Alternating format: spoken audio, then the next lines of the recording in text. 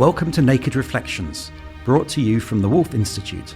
I'm Ed Kessler, and each week I'll be taking an in-depth look at the stories reported by our friends over at the Naked Scientists. What does the latest scientific stuff mean for the rest of us? Stay with us and find out. Hello and welcome to Naked Reflections. There is no orthodoxy that could not have been construed as blasphemous when it started. Christianity was accused by Jews of being idolatrous, proclaiming Jesus as divine. Muhammad was criticized by his polytheistic Arab contemporaries for preaching monotheism, and I suspect among the names Pharaoh hurled at Moses, the former Egyptian prince, blasphemer would have been one that came to his mind. Jesus himself had some rather gnomic things to say about blasphemy. Here's Gemma Simmons speaking on the Naked Reflection show, Forgiving. Jesus said rather obscurely that, everything can be forgiven except blasphemy against the Holy Spirit. And a huge amount of ink, Christian ink certainly, has been spent down the centuries trying to work out what is that exactly. I suspect that what Jesus was talking about was the total denial of the presence of God, or the total denial of the effectiveness of God in people's lives. I'm not going to try and unpick what Jesus meant by that in this podcast, but blasphemy is our subject this week. Only one film has ever been banned in the UK for blasphemy, and that was called Visions of Ecstasy in 1989. Yet, nearly 20 years later, it was allowed to be released. In case you're interested, it consisted of a figure representing St. Teresa of Avila who, quote, interacts sexually with a figure representing the crucified Christ. You get the picture. It's a big subject, and the film Lady of Heaven was recently released, and one amongst many films that caused great controversy and was accused of being blasphemous. The film opens with an Iraqi boy losing his mother in an Iraq being torn apart by the violent extremist group ISIS, who, as you probably know, adhere to the Sunni branch of Islam. The orphan is taken in by an elderly woman who tells him the story of Fatima, the daughter of Muhammad, from the Shia perspective, explaining how she was the first victim of terrorism. With a plot like that, it wasn't surprising that controversy arose, and when the film was released, word got around and vigorous, but largely peaceful protests started to build in some English towns. As a consequence, Cineworld decided to withdraw it, citing concerns for the safety of their customers. But other cinema chains did not follow suit. Puzzlingly, at least to me, the Iranian government banned the release of Lady of Heaven altogether, although Iran is a Shia majority country. There's much to unpack here. Joining me to discuss blasphemy on the big screen is Dr. Emmanuel Daly Esposti from the Department of Islamic Studies at the University of Cambridge. Emmanuel is an expert on Shia Islam and the editor of Arab Review. And welcome back to Mohammed Ahmed, a PhD scholar here at the Wolf Institute who's joining me in the studio. Emmanuel, in your estimation, what was at the root of the controversy about this film? Thank you, Ed. So there were really two issues with the Lady of Heaven film, one of which applies across the board in Islam, which is the prohibition against the depiction of the Prophet Muhammad and companions of the Prophet Muhammad. And the other is the controversy surrounding the specific interpretation of early Islamic history that the film purported to tell. So the film uses CGI and various different technological methods to show the Prophet's face, which was one of the reasons why it attracted so much controversy across the board, both Sunnis and Shia. So Shiism does have examples of depictions of religious figures in a way that Sunnism does not, but that doesn't mean that it is permissible in Shia Islam. Shia Islam and Sunni Islam have a consensus regarding the prohibition against the depiction of the Prophet and his companions. I can see that there's a general agreement that depiction of Muhammad is an issue across all denominations of Islam. And as you say, Emanuela, there have been figures in Qurans and in texts from Shia Islam, and perhaps also in other forms, I don't know. But Muhammad, does the reception and the controversy reflect long-standing differing interpretations of Islamic history? Because that's your area, isn't it, between Sunni and Shia? Yeah, absolutely. First of all, I would agree with what Manuel was saying. There are differences of opinion regarding depiction of pious individuals and prophets and companions, and perhaps CGI was a way that this film skirted around it. But like you say, the real controversy is the effect of this film and what it actually means. And you mentioned Iran, and maybe it's puzzling that Iran banned the film. But not just Iran, Pakistan and many other Muslim countries with very, very sizable Shia populations, both Shia and Sunni scholars came out against the film. So why is this? And it goes back to discussions that were happening between the very highest Shia scholars and Al-Azhar University in the 70s and the 80s, whereby everybody agreed that denigrating pious individuals who the Sunnis hold dear is something that's not conducive to any sort of Islamic unity. It's not conducive to positive engagement, and it's not necessary within Shi'i Islam to actively denigrate. Agreement and consensus was if somebody doesn't particularly like certain individuals, okay, you can say that, but don't, publicly denigrate. So the issue is about the denigration rather than the depiction of the figures. Is that your view? A few years ago, there was a very popular series called the Umar series, which NBC, the Arab network, released, which was hugely popular across the Islamic world, especially among Sunnis, which tracked the life of Umar before Islam, during Islam, after Islam, and during his caliphate. Of course, he succeeded the caliphate after Abu Bakr, who succeeded from the Prophet. So he sort of has a long life, and it traces his political, religious life, and companions are depicted, but the Prophet's not depicted in that. For obvious reasons. It's a point of contention and something that's never really been done before, especially in a film piece. Just to unpack a little bit, this idea that the film represents a Shia interpretation, I would push back on that a little bit, because just to contextualize what this film is and who is behind it. So the film was actually produced by a collective which was put together or organized by Yasser Habib, who is a very controversial figure. He's actually a Kuwaiti national who was extradited from Kuwait on grounds of inciting sectarianism. One of the reasons he gained notoriety is because he has various sermons that specifically preach against Abu Bakr, Umar, and Aisha, being three figures in early Islam who were venerated by Sunnis. So he's gained a lot of very bad press regarding his specific views of these early Islamic figures.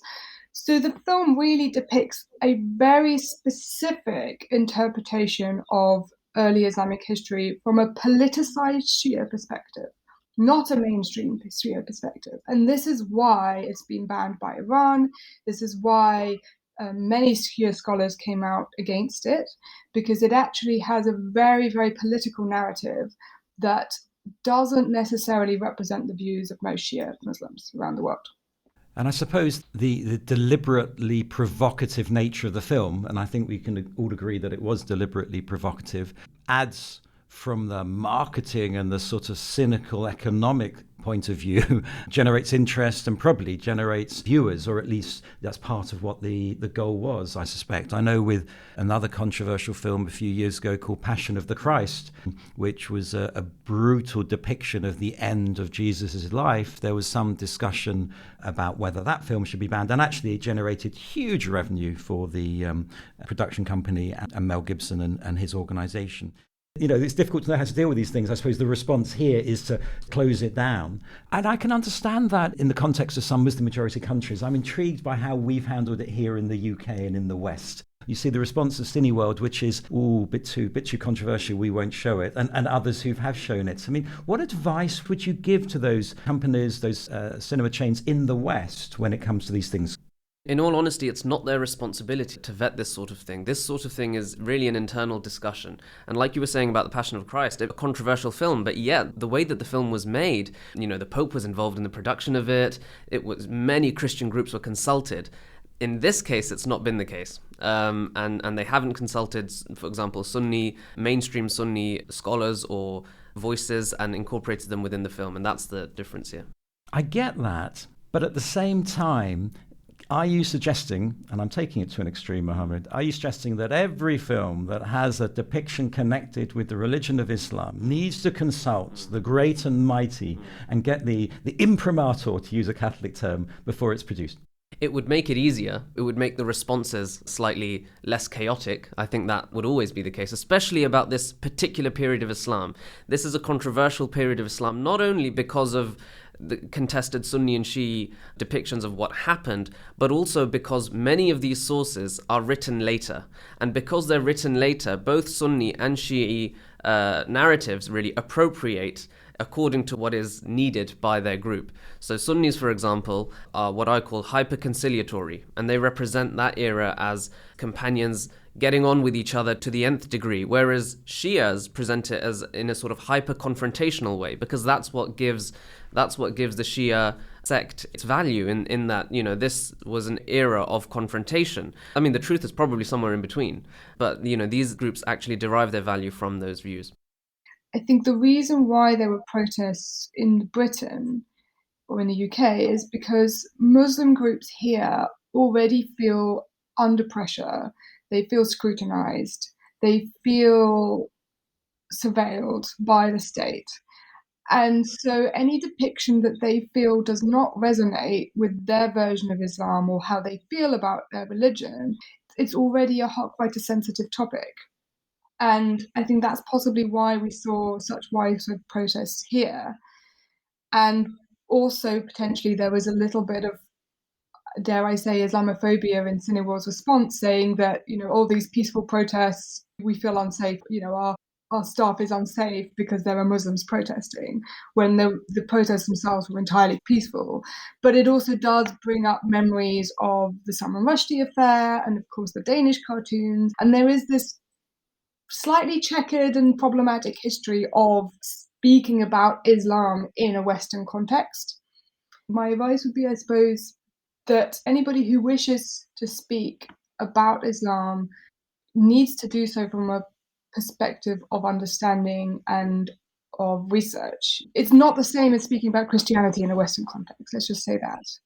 But also, I think what adds credence to this is the film The Message, which was released in the 70s, which depicts the companions in a very respectful light. It doesn't portray the Prophet Muhammad. And that's one, example of when it really can be done from a place of understanding, even in a Western context or in a mixed Western and Middle Eastern context. And secondly, about it not being the same as Christianity, Christianity develops an art form, a physical art form of Jesus and of pious individuals. Islam doesn't. Islam is very iconoclastic. And in doing that, by presenting, these individuals or even, Prophet, not that he's divine in any way, shape or form, but the links that could have to idolatry and all of these different very, very hot topics within Islam, it's not the same as Christianity. This is an art form that is alien to Islam in a lot of ways. So if Islam is going to incorporate it, it's going to take a bit longer. This film was intended to be controversial. Despite what the producers may claim, I don't believe they were trying to just present their version of Islam. I gather the producer was on Newsnight, Emmanuel, and offered a controversial view. So Malik Shiblak, one of the film's producers, was on Newsnight, and he was debating with one of the leaders of Five Pillars who were part of the protest movement. And he actually said, and this is a direct quote, that they, meaning Abu Bakr and Omar, were barbaric ISIS-like figures. Now that is a very controversial and very extreme view, even within Shiism.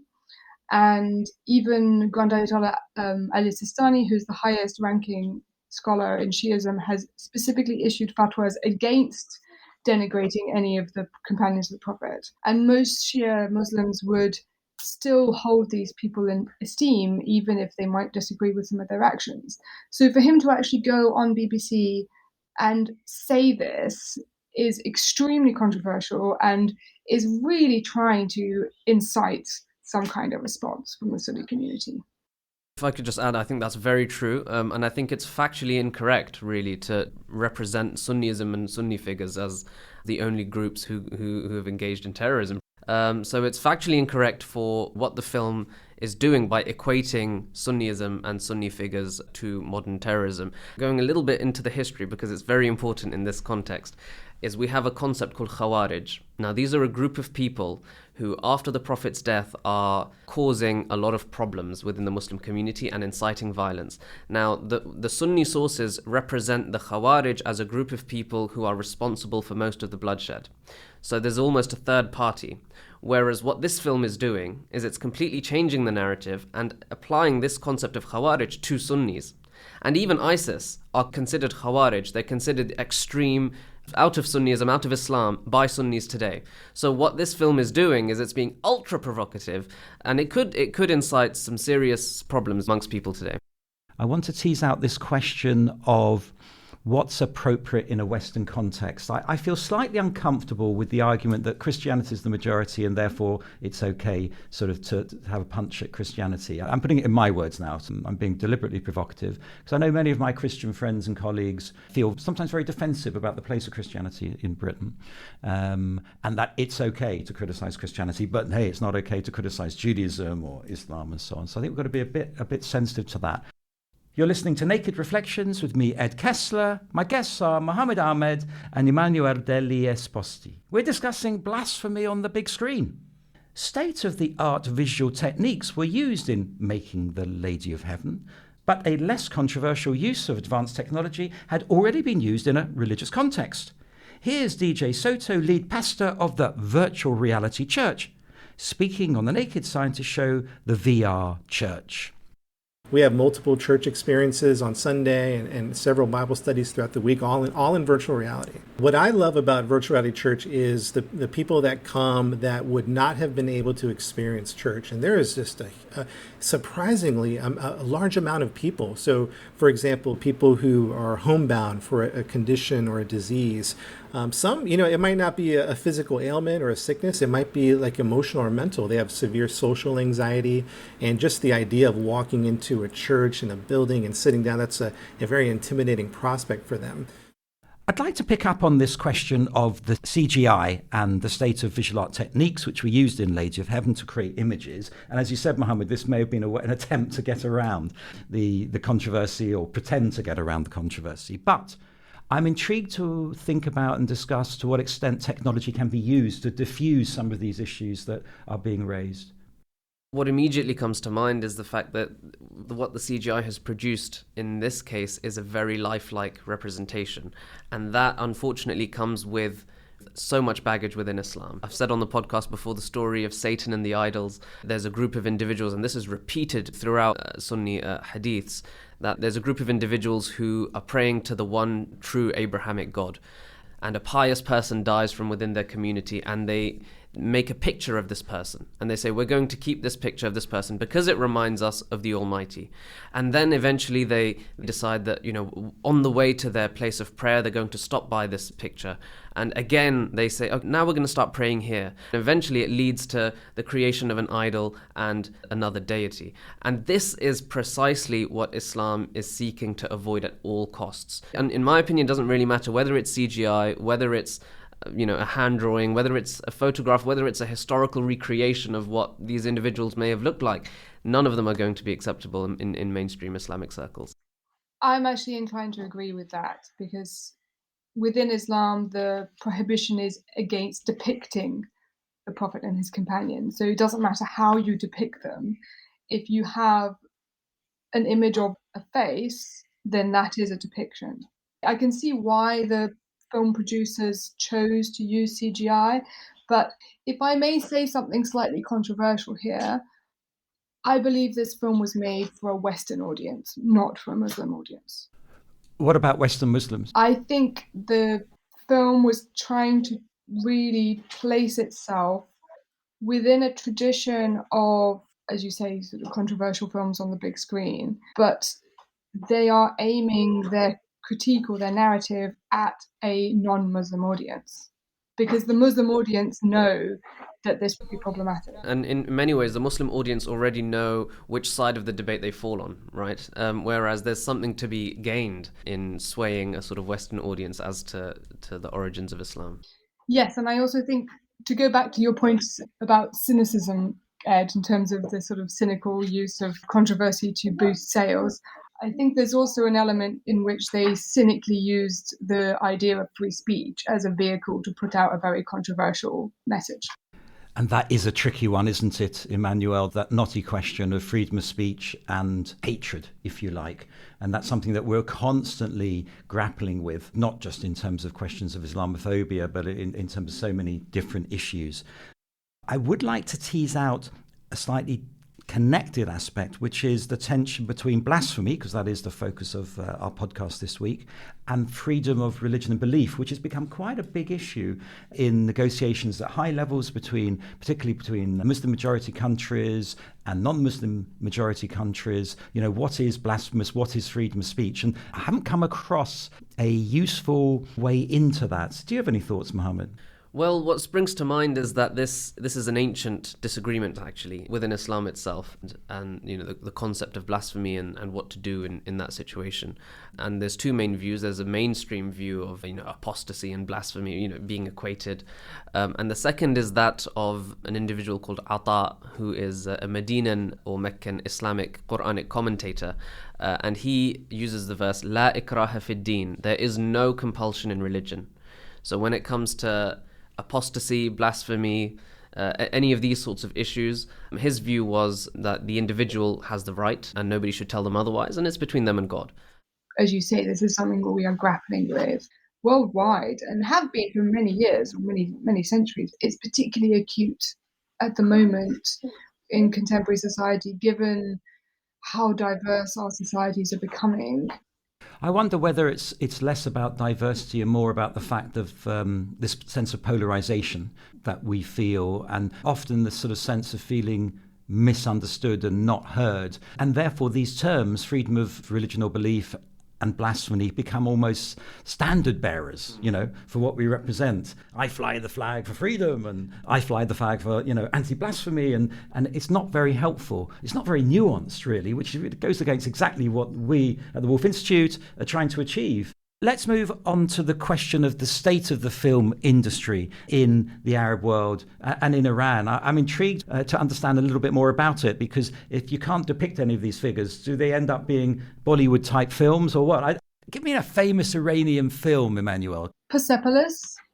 Ah, of course, yes. Iranian cinema has a very strong tradition, not necessarily in terms of depicting Islam, but in terms of subtly critiquing the government or delving into life, to coin a phrase, behind the veil in Iran, and sort of gender relations. And actually, Iranian cinema is relatively progressive, given what you might assume about Islamic Republic. But I would be surprised if anything like this were to come out in Iran, because of the prohibition against certain depictions and interpretations. So we really don't have a sort of Charlton Heston 10 Commandments and Moses on the top of Mount Sinai doing his thing. There isn't that tradition at all in Islam, is there? Not really. But the closest thing that I can link it to is The Message. I've repeated it several times in the podcast, 1970s. Definitely watch it. It's a classic. So where does that leave us as we draw this podcast to a close in terms of handling these controversial topics when it comes to visual representation? Are we simply going to be encouraged to not touch them at all, not to have these depictions? And it feels, to put a different slant on it, slightly puritanical. I feel a bit uncomfortable saying, no, we won't touch it. You know what I mean? I think physical representations in general just don't sit well with the Islamic tradition. This is a tradition that even on their own coins just had La ilaha illallah Muhammadur Rasulullah in script. There is no God but God, and Muhammad is a messenger of God. No images, nothing. Almost an entire history of Islam, we have very few cases of images on coins. This is a tradition that developed geometry, developed calligraphy in response to this void of what iconoclasm brings to it. So it's so deeply ingrained that I think it's not really going to go anywhere anytime soon. Let me be provocative. Shouldn't we just say, if you don't want to watch the film, don't watch the film?